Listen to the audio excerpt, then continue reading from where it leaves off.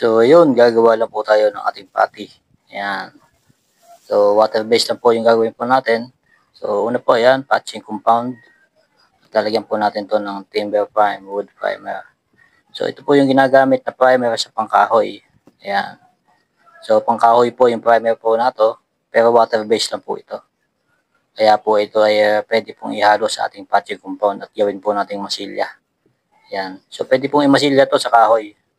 Ayan. So, kahit po walang primer yung kahoy, so ito na po yung ibabatak nyo sa mga kahoy o plywood. So, 2-in-1 na po ito. So, pwede ng primer, pwede na rin pong masilya. Ayan. Dahil po primer po yung ihalo po natin sa ating patching compound. Ayan. So, imimix lang po natin mabuti. So, kung napansin nyo po, malapot po yung ating timber prime. Dahil po luma na po yung ating timber prime. So, stuck na po. Kaya po medyo malapot na po. So, pwede po natin itong haluan ng tubig dahil water-based nga po ito. So, pwede po natin lagyan ng tubig. So, konting-konting tubig lang po ang ilalagay po natin. Kapag po bago yung inyong timber prime, pwede na po walang halong tubig. So, timber prime pa rin po ang ihalo nyo para po lumagnaw yung ating masilya.